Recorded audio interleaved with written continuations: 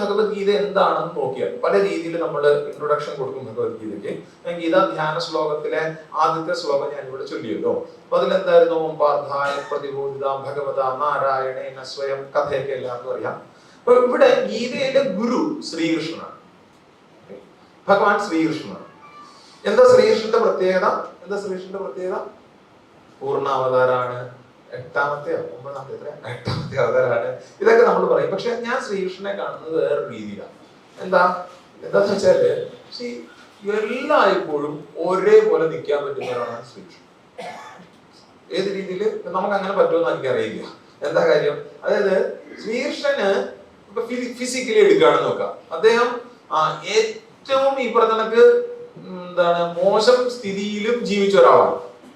അത് ഗോകുലത്തില് കാര്യത്തൊഴുത്തില് ചാണകത്തിന്റെ മണത്തോടുകൂടി ചാണകത്തിന്റെ ഇടയിലായിരിക്കും പുള്ളി കഴിഞ്ഞിരിക്കുക. സീരിയലിൽ കാണിക്കുമ്പോഴാണ് മറ്റേ പട്ട് ചേലയൊക്കെ, മനസ്സിലായില്ലേ? അല്ലെങ്കിൽ ചാണകത്തിന്റെ ഇടയിൽ ഗോപാലനാണ്. അവിടെ ജീവിക്കുമ്പോഴും അദ്ദേഹത്തിന് പ്രശ്നമില്ല. ഏറ്റവും ലക്ഷറിയസ് ആയിട്ട് ഒരു രാജകൊട്ടാരത്തിൽ ജീവിക്കാനും അദ്ദേഹത്തിന് പ്രശ്നമില്ല, ഒരേപോലെ നിൽക്കാം. ഇനി അത് മാത്രല്ല, ഇപ്പൊ ഇമോഷണൽ സ്റ്റാറ്റസ് നോക്കുകയാണെങ്കിലോ, നാട്ടുകാർ മുഴുവൻ കൊണ്ടുപിടിച്ച് കള്ള എന്ന് വിളിച്ച ഒരാളാണ്. അത് വെറുതെ കള്ളാന്ന് ക്യൂട്ട്നെസ്സിന് വേണ്ടിയിട്ട് വിളിക്കുന്നതല്ല. സെവന്തകമണി കട്ടു എന്ന് പറഞ്ഞ് നാട്ടുകാർ മുഴുവൻ ആരോപിക്കുകയും ചെയ്യുന്ന സമയത്തും അവിടെയും ഇദ്ദേഹം ഇങ്ങനെ തന്നെ നിൽക്കും. അതേപോലെ തന്നെ രാജസൂയം നടക്കുന്ന സമയത്ത് അവിടെ ഏറ്റവും ശ്രേഷ്ഠൻ എന്നുള്ള രീതിയിൽ എല്ലാവരുടെയും ബഹുമാനത്തിന് അർഹനായിട്ട് നിൽക്കാനും പറ്റുന്ന ഒരാളാണ്. ആ ഒരു ഇത് നോക്കി, ഒരു റേഞ്ച് നോക്കിക്കേ. അതല്ല, ഈ പറഞ്ഞ കണക്ക് കൊച്ചിലെ 3 ദിവസം പ്രായമുള്ളപ്പോ തൊട്ട് ഏറ്റവും ഭീകരരായിട്ടുള്ള അസുരന്മാരെയോ അല്ലെങ്കിൽ രാക്ഷസന്മാരെയൊക്കെ വധിച്ച് വന്ന ആള് ചിലപ്പോ തോറ്റു കൊടുക്കേണ്ട സമയത്ത് ജരാസന്ധനെ കണ്ടിട്ട് ഓടിയിട്ടുണ്ട്. മനസ്സിലായില്ലേ? അതായത് ലൈഫിന്റെ ഏത് തരത്തിലുള്ള, അത് ഫിസിക്കൽ ആയിക്കോട്ടെ, ഇമോഷണൽ ആയിക്കോട്ടെ, ഈവൻ ഇന്റലക്ച്വൽ ആയിക്കോട്ടെ, അതല്ല ഈ പറഞ്ഞ പോലെ വിജയവും പരാജയവും ആയിക്കോട്ടെ, ആ അപ്സ് ആൻഡ് ഡൗൺസിനെ കൃത്യമായിട്ട് മനസ്സിലാക്കിയ ഒരാളാണ് ഇവിടെ ഭഗവത്ഗീതയിലെ ഗുരു. ഇനിയോ ശിഷ്യൻ ആരാണ്? അർജുനാണ്.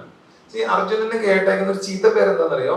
അർജുനൻ, നമ്മളെല്ലാരും കാര്യം പറഞ്ഞ് കേട്ടുള്ള ശീലമാണ് തളർന്നിരുന്ന അർജുനൻ, തേർത്തട്ടിൽ തളർന്നിരുന്ന അർജുനൻ, തേർത്തട്ടിൽ തളർന്നിരുന്ന അർജുനൻ. അതെ, അർജുനൻ തളർന്നിരുന്നു. പക്ഷെ അതിനു മുമ്പ് ഒരു അർജുനൻ ഉണ്ടായിരുന്നു. എന്തായിരുന്നു അർജുനൻ? ലോകം മുഴുവൻ ഉറ്റുനോക്കിയിരുന്ന ഒരു അർജുനൻ, ലോകത്തിലെ ഏറ്റവും പ്രൊഫിഷ്യന്റ് ആയിരുന്ന ഒരു അർജുനൻ, ലോകം 5000 വർഷങ്ങൾക്ക് ശേഷവും ഇപ്പോഴും വീണ്ടും ഓർക്കാൻ പറ്റുന്ന രീതിയിൽ അന്ന് ചെയ്തു വെച്ചിരുന്ന പല കാര്യങ്ങളും ചെയ്തു വെച്ചിരുന്ന ഒരു അർജുനൻ. അതായത് ബെസ്റ്റ് ഓഫ് ദി ബെസ്റ്റ് ആയിരുന്നു അന്നത്തെ കാലത്ത്. ആലോചിച്ച് നോക്കിയേ, രാജാക്കന്മാർക്ക് എല്ലാവർക്കും ഇങ്ങനെ കൊണ്ട് സ്വന്തം മക്കളെ കെട്ടിക്കണം എന്നായിരുന്നു അന്നത്തെ കാലത്ത്. അത് ഉത്തരയുടെ കാര്യമായിക്കോട്ടെ, ആരുടെ കാര്യമായിക്കോട്ടെ.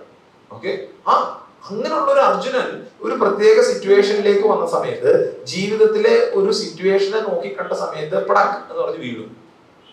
ഏറ്റവും ബെസ്റ്റ് ആയിട്ടുള്ള ആള് വീണ സമയത്ത് ലോകത്തിന്റെ എല്ലാ തരത്തിലുള്ള അപ്സ് ആൻഡ് ഡൗൺസിനെ കണ്ട ഒരാള് പറഞ്ഞു കൊടുക്കുന്നതാണ് ഭഗവത്ഗീത. അതായത് ഏറ്റവും പ്രാക്ടിക്കൽ ടിപ്പ് ആയിരിക്കും എന്ന് പറയാൻ വേണ്ടിയിട്ടാണ് ഈ പറഞ്ഞു വെക്കുന്നത്.